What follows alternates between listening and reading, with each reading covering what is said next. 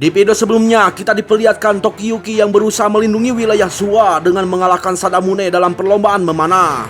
Bukan hanya itu, bersama anggota baru yang merupakan seorang ninja, Tokiyuki lagi-lagi berhasil melindungi wilayah Suwa dengan mencuri dekret kaisar bahkan membakar kediaman Sadamune. Sementara itu, Takaugi dengan mudahnya membantai pasukan pangeran, bahkan menguasai dukungan para warga. Lantas seperti apakah kisah selanjutnya? Mari kita langsung gaskeun saja. Har, har, rau, rau, rau.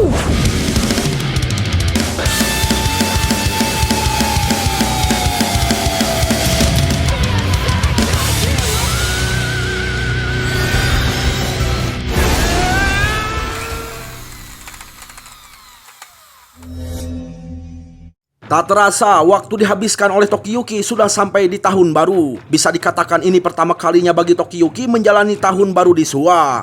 Ya, untuk menyenangkan hati Tokiyuki, para sohibnya membawa dia ke Danau Suwa yang sudah membeku. Begitu tiba di lokasi, Tokiyuki amat senang menyaksikan suasana di sana. Selagi Tokiyuki dan kawan-kawan bercengkrama menikmati Danau Suwa, Shijuku malah sibuk memancing ikan. Sementara itu, Yorishige yang baru bangun tidur merasa galau, itu karena di musim ini ia tidak bisa melihat masa depan.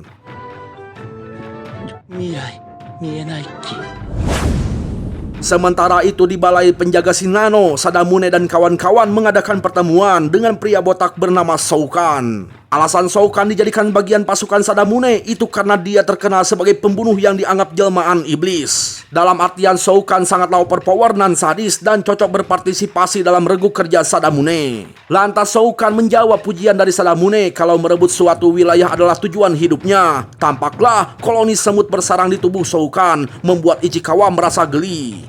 Setelah Shoukan pergi, Sadamune berkata kalau terkekang aturan, main samurai mereka tak akan bisa bertahan di zaman kacau ini. Sementara itu, di Suwa Taisha lagi heboh membahas situasi di wilayah mereka sebab banyak pasukan ditempatkan oleh Sadamune untuk mengawasi di perbatasan utara dan juga area barat. Sehingga situasi Suwa Taisha akan semakin terjepit. Dikala warga lagi rapat, Yorishige masih saja galau tentang dirinya yang tak melihat masa depan lagi. Namun menyaksikan semangat bawahannya, Yorishige jadi enggan memberitahukan kebenaran kalau Yorishige itu tidak selalu dapat mengetahui masa depan. Ada kalanya kekuatan Yorishige tidak berfungsi. Sialnya, penyakit itu malah kambuh di situasi yang kian mendesak ini. Untuk merencanakan langkah selanjutnya, dengan santuinya Tokiyuki mengajukan tim tamu jaka yang akan melakukan penyelidikan. Sontak saja Yorishige autosyok mendengar keputusan Tokiyuki. Itu karena ia tidak bisa melihat masa depan lagi dan Yorishige takut keturunan terakhir Houjo akan mati jika pergi ke area yang berbahaya. Lantas Ayako dan Neju meyakinkan kalau mereka itu akan melindungi Tokiyuki. Apalagi ada Genba yang jago buat ilusi. Mendengar namanya disebut gitu ya, Genba langsung muncul. Ya, bagi para warga mereka sangat senang, akan tetapi tidak bagi Yorishige. Lantas Yorishige beralasan takut Tokiyuki tersesatlah, dibegalah, banditlah. Ya, mendengar ucapan itu, Tokiyuki menjelaskan bahwa dirinya sudah hafal betul wilayah Suwa. Apalagi Tokiyuki telah berulang kali berkuda ke area yang termasuk ke dalam wilayah Suwa setengah tahun ini. Bisa dikatakan, Tokiyuki dapat pulang pergi dari Suwa di arah manapun. Kocaknya, Yorishige mengaku cemas takut Tokiyuki itu tak sengaja memakan parasit di perjalanan lah. Bahkan ia takut juga Tokiyuki bakalan mati gara-gara mimisan pas ketemu cewek cantik yang indahoy. Jelaslah Tokiyuki heran dengan Yorishige yang pikirannya itu terlalu traveling kemana-mana. Dan Tokiyuki merasa aneh karena biasanya Yorishige itu suka mengirim Tokiyuki ke wilayah yang berbahaya. Namun sekarang, mengapa Yorishige malah jadi parno? Lantas, Neju meminta Moritaka untuk mengizinkan mereka segera pergi. Permintaan Neju disetujui Moritaka. Kocaknya, Yorishige masih saja cemas. Lalu beliau mengatakan bahwa Tokiyuki itu sebenarnya tidak jago kabur. Dia hanya terangsang ketika melarikan diri. Jelaslah, Tokiyuki jadi semakin kesal dengan omongan Yorishige. Nah, di sini Neju mengingatkan sebaiknya mereka membawa perlengkapan dan sedikit uang. Namun Genban tidak setuju karena harusnya mereka membawa kabur semua uang Moritaka. Waduh. Tiba-tiba muncul segerobak beras dan uang yang disediakan oleh Yorishige agar Tokiyuki nggak kelaparan di jalan gitu ya. Jelaslah mereka pada heran dengan kelakuan Yorishige yang khawatirnya itu tingkat tinggi. Lantas Shijuku meminta para sohib untuk mengabaikan beliau. Kemudian mereka semua memakai perlengkapan pakaian hangat. Tiba-tiba lagi muncul pakaian kelas atas di hadapan mereka. Ternyata lagi-lagi itu adalah ulah dari Yorishige. Ya, intinya di sini Yorishige sangat khawatir pada Tokiyuki karena ia tidak bisa melihat masa depan.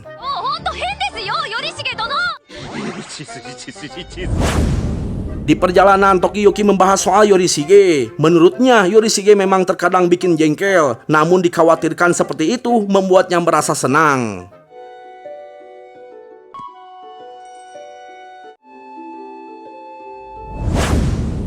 Singkat cerita, tibalah mereka semua di wilayah Nakayama tepi utara Suwa. Lantas Shijuku merapatkan situasi mereka. Namun tiba-tiba ada penyerangan mendadak dari seorang pria muda bernama Fubuki. Lantas Neju dan Ayako menghadapinya dan terjadilah pertarungan yang sangat sengit, 2 lawan 1 pengguna pedang ganda.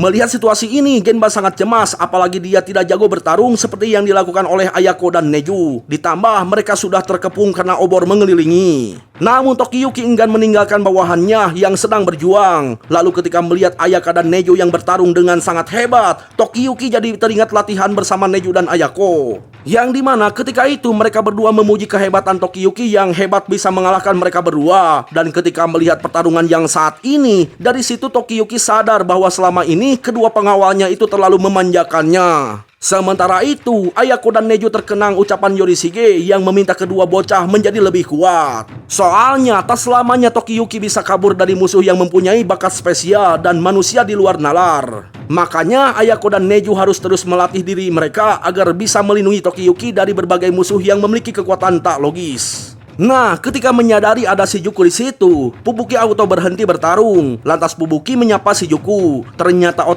Fubuki adalah kenalan Shijuku. Lebih tepatnya, Shijuku adalah orang yang pernah memberi makan Fubuki. Lantas Fubuki di sini langsung meminta maaf karena bertindak tidak sopan. Fubuki bercerita bahwa ia bukanlah warga desa ini. Ketika datang ke desa ini sedang dijarah oleh para bandit dari pasukan Sadamune. Di ketika itu Fubuki membunuh mereka. Namun karena jumlah mereka terlalu banyak, Fubuki bersembunyi di dalam hutan ini. Lantas siapa yang memegang obor-obor itu? Ternyata orang yang memegang obor adalah para bocil yang telah kehilangan orang tua karena dibantai oleh peleton Sadamune. Fubuki memberitahu bahwa ia sudah 3 kali membantai peleton Sadamune yang menyerbu desa bersama para bocah ini dengan strategi sederhana yang dimana para bocah bertugas memancing musuh menggunakan obor lalu menggiring pasukan ke dalam jebakan hingga koid. Semua itu diajarkan oleh Fubuki. Setelah itu Fubuki membawa Tokiyuki dan kawan-kawan ke desa. Terlihat banyak sekali mayat orang dewasa yang belum dimakamkan di dalam gudang. Di sebuah ruangan, Tokiyuki dan kawan-kawan dibuat kaget setelah mendengar penjelasan dari Fubuki, yang dimana mereka tidak menyangka bahwa desa Nakayama ini merupakan pusat pertahanan. Pantas saja Sadamune ingin menguasai desa ini, apalagi desa ini memiliki medan yang sulit, sehingga kalau ditempatkan 100 penjaga, desa ini bisa menjadi benteng yang sulit untuk ditembus. Jika Sadamune menempatkan prajurit di desa ini, jelas akan menguntungkan dirinya ketika menyerang dari perbatasan. Bisa dikatakan pemukiman yang kaya di wilayah Suwa menyebabkan Sadamune bisa menjepit Asada dan Nakayama. Bila invasi Sadamune terwujud, maka pihak Suwa akan kehilangan banyak wilayah. Sambil menjelaskan, tak terasa Fubuki sudah menyantap jatah beras desa untuk 3 hari. Waduh, werewolfnya ternyata ya. Lantas Shijuku bercerita bahwa dulu Fubuki pernah menghabiskan semua persembahan alias sesajen untuk dewa mereka. Dikala itu Yorishige menangis karena makanan favoritnya itu telah ludes. Ya, terpaksa Shijuku berbohong kalau makanannya itu dicuri beruang. Mengingat hal itu, Fubuki langsung meminta maaf sebesar-besarnya pada Shijuku. Lalu kemudian Fubuki menghabiskan waktu bersama anak-anak, mengajarkan cara membuat sandal dari jerami. Di kesempatan itu, Shijuku meminta Tokiyuki untuk kabur ke wilayah Suwa yang aman sembari membawa anak-anak. Sebab Shijuku yakin ayahandanya pasti bakalan cemas karena menyaksikan masa depan Tokiyuki yang buruk. Faktanya, kekhawatiran Yorishige bersumber dari mangkirnya bakat meramal masa depan. Lantas Tokiyuki menegaskan bahwa dia tidak akan kabur apalagi anak-anak belum sempat melakukan pemakaman buat orang tua mereka. Di situ Tokiyuki menyatakan kekagumannya pada Fubuki yang sudah melatih anak-anak dan memberikan para bocah semangat juang. Makanya Tokiyuki mengajukan diri akan membantu Fubuki melindungi desa ini.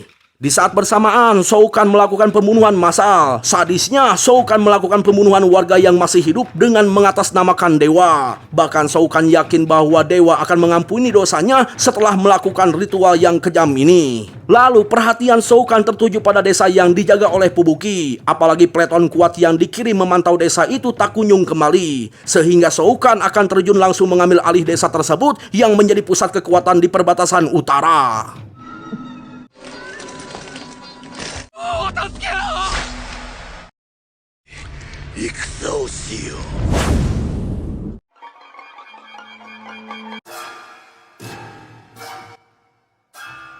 Kembali pada Tokiyuki, setelah selesai rapat semuanya sudah tahu tugas apa yang harus dilakukan. Di situ Shijuku meminta Genba pulang ke Suwa Taisa untuk meminta bala bantuan. Sontak saja Genba senang karena dirinya tak harus mati di medan perang. Di kesempatan itu Tokiyuki mengajak Fubuki mengobrol empat mata. Ternyata Tokiyuki di sini ingin diajari ilmu berpedang. Lantas mereka berdua pun langsung bertarung. Ya, di sini Fubuki mulai menyadari keunggulan Tokiyuki, yaitu jago menghindar alias jago kabur, namun memiliki serangan yang sangat lemah. Lantas Tokiyuki mengungkapkan bahwa Fubuki sangatlah ahli dalam mengajar, apalagi Fubuki pandai dalam menjelaskan sesuatu, membuat orang awam yang tak tahu strategi perang gampang mengerti. Makanya Tokiyuki sangat berharap Fubuki mau menjadi gurunya. Sebelum menjawab, Fubuki mencoba mengorek latar belakang Tokiyuki, sebab Fubuki menyadari kalau Tokiyuki itu berasal dari keluarga bangsawan. Lantas Tokiyuki ngeles kalau dia itu hanyalah anak yatim biasa, yang dimana orang tuanya mati terbakar dan dia dipungut oleh Suwa Taisa. Tiba-tiba Fubuki ngomong sendiri membayangkan sebuah teknik yang cocok untuk Tokiyuki. Lalu secara mendadak Fubuki terlihat antusias sampai mengeluarkan cemilannya dan menyerahkan ke tangan Tokiyuki. Di situ Fubuki menegaskan bahwa Tokiyuki lah yang akan menghadapi pemimpin musuh. Chojimaru dono. Hai. Teki no taishou o totte itadaku. Ten ga sazuketa ikusa no shouki desu. Setelah itu warga desa mulai mengungsi. Di saat bersamaan Shoukan sudah berada di posisi siap menyerang. Lantas bawahan Shoukan bingung mengapa mereka tidak menyergap desa dari pintu masuk. Malahan mereka mengambil sikap tempur di dalam gunung ini. Mendengar pertanyaan itu, Shoukan memberikan pencerahan bahwa sebelumnya ia telah mengirim 3 peleton ke desa, namun tidak satupun prajurit pulang membawa berita. Dengan kata lain, banyak penyergapan secara tidak terduga di jalur paling mudah diakses. Makanya mesti melakukan penyergapan di balik gunung ini walau merepotkan, tapi cara tersebut lebih aman daripada menerobos langsung. Mengetahui kepintaran bosnya, si anak buah merasa senang bertuankan orang cerdas. Lantas Shoukan menyuruh anak buahnya untuk bersiap membunuh para orang dewasa, lalu memburu para bocil untuk dijual, dan jadikanlah momen ini sebagai pesta yang meriah. Setelah itu Shoukan bersama pasukannya bergerak menuju desa, namun tiba-tiba mereka terkena panahan dari atas gunung. Lantas Shoukan melarang bawahannya untuk mendaki ke gunung, sebab itulah yang diinginkan oleh musuh. Jika mereka naik sudah pasti akan menjadi sasaran yang empuk bagi pemanah. Singkatnya, di sini Shoukan menyadari trik musuhnya yang memiliki jumlah pasukan yang sedikit. Makanya satu-satunya cara untuk menang cepat yaitu bergerak cepat menduduki desa. Sontaklah Shoukan memerintahkan anak buahnya untuk melangkah maju, namun begitu berjalan para bandit langsung tergelincir. Ternyata sebelumnya pihak Fubuki telah mengalirkan air bendungan ke wilayah luar desa, memanfaatkan musim dingin ini yang dimana air jadi membeku secara cepat mengakibatkan lawan sulit berjalan. Selain susah melangkah di jalan es, serangan anak panah terus menyergap para bandit. Sontak saja suasana mencekam itu menyurutkan semangat pasukan. Tapi tidak bagi Shoukan, dia masih percaya diri dan tak berhenti melangkah. Kemudian pasukan yang masih hidup mengikuti arahan Shoukan. Sialnya mereka masuk ke dalam lubang jebakan dan langsung mati di tempat. Di situ Shoukan berjalan sambil menelaah strategi Fubuki, sementara Fubuki sedang fokus mengamati pergerakan musuhnya. Di situ Fubuki memuji perangkap buatan anak-anak karena berfungsi sesuai rencana. Tampak pasukan Suwa bernama Asada Tadahiro mengumpat musuh. Kemudian Asada juga memberikan bawahannya komando. Menurut Fubuki, seorang Asada sangatlah brilian. Begitu pula pasukannya, meskipun jumlahnya sedikit, tapi Asada dan kawan-kawan sangat kompeten. Apalagi Asada beserta kawannya bisa menahan serangan musuh dari 2 sisi. Prediksi Fubuki, selama prajurit biasa pasti semua terlahap oleh tim Asado, sementara prajurit di luar nalar masih bertahan tanpa terluka sedikit pun. Di antaranya Puran, Shiro, dan anggota inti Seigi bernama Byakotsu. Kemudian Shoukan melarang bawahannya membantu pasukan belakang, sebab mereka akan menyerang dari arah tak terduga. Kini Shoukan and the gang sudah berada di posisi yang tidak diketahui tim pemanah. Target mereka tak lain adalah Asada, si pemimpin yang mengarahkan tim pemanah. Sialnya, meskipun menyadari Shoukan dan kawan-kawan lawan autokoid dengan mudahnya. Di situ Fubuki terkaget karena keempatnya berhasil melewati jebakan tanpa panik dan tak terluka sama sekali, menandakan bahwa mereka itu amatlah kuat. Lantas Asada panik karena Shoukan sudah masuk ke wilayah mereka. Mendengar keluhan itu, Fubuki melarang Asada bersama rekannya bertindak, sebab kalau mereka mati hanya akan meruntuhkan garis pertahanan. Makanya penyerangan berikutnya Fubuki serahkan pada Ayako dan Neju. Ya, meski Meski mereka berdua itu berhasil membunuh salah satu pasukan, namun mereka berdua begitu kerepotan ketika melawan Shao Kahn. Itu karena Shao Kahn dilengkapi jirah yang sangat efektif menahan serangan. Meski begitu, Neju berusaha mencari titik lemah, namun itu percuma karena Shao Kahn di sini sangatlah hebat dalam ilmu berpedang. Nah, seperti yang dijelaskan Fubuki, ketika Ayako dan Neju telah berhasil mengetahui gerakan Shao Kahn, mereka diminta untuk kabur. Lebih tepatnya, memancing Shao Kahn ke sebuah pemukiman. Beruntungnya Ayako berhasil memasukkan si botak ke dalam rumah, dan di dalam rumah itu terdapat Tokiyuki yang siap untuk bertarung 1 lawan 1. Waka! Orera iku kedo. Ya, ternyata menurut Fubuki, Tokiyuki itu memiliki keunggulan jika bertarung 1 lawan 1. Sebenarnya Neju dan Ayaka sangat khawatir takutnya Tokiyuki kenapa-kenapa. Namun di sini Neju percaya akan kata-kata Fubuki yang dianggap hebat dalam bertarung, bahkan sangat cerdas dalam hal instruksi strategi. Sementara itu, di sisi lain Fubuki akhirnya turun tangan melawan kedua antek Shao Kahn. どちらから殺そうかな。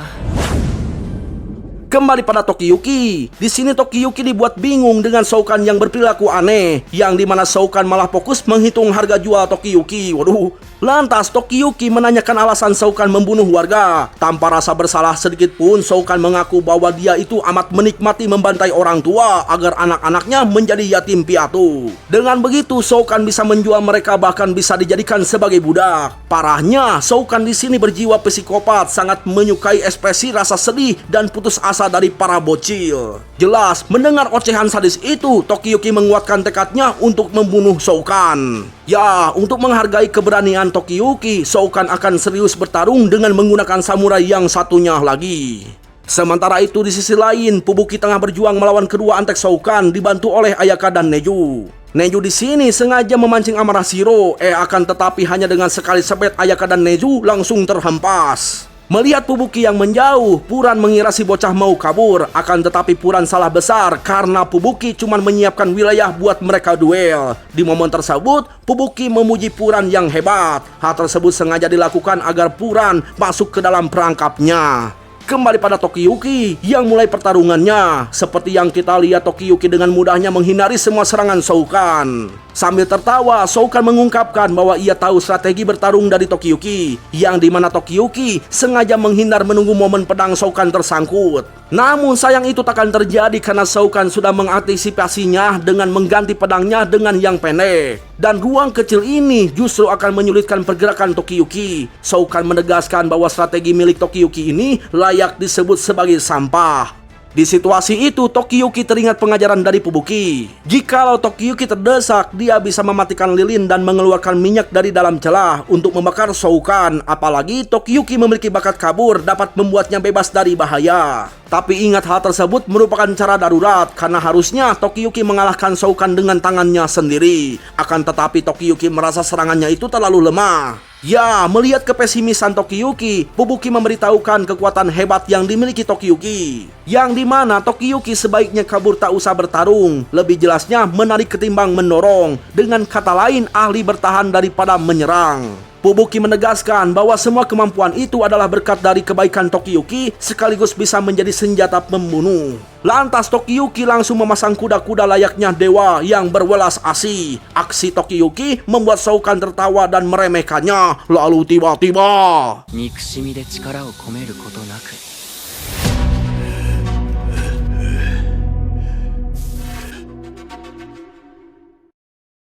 ya, segitu dulu bro ceritanya. Aduh, serius episode ini nanggung banget bro. Soalnya kita kagak dijelasin kenapa si Shao Kahn itu tiba-tiba terluka gitu ya. Ya mau bagaimana lagi, kita sambung saja minggu depan ya. Ya jadi wesi. Yang artinya halo para pemirsa yang budiman dan baik hati, jangan lupa like dan subscribe-nya ya, supaya Bang Ultranya makin semangat untuk membuat konten-konten terbarunya. Pokoknya mas setiap konten yang ditonton ambil baiknya, buang buruknya. Terima kasih telah menonton, sayonara, goodbye. Ingat jangan lupa bahagia ya pemirsa. Rau.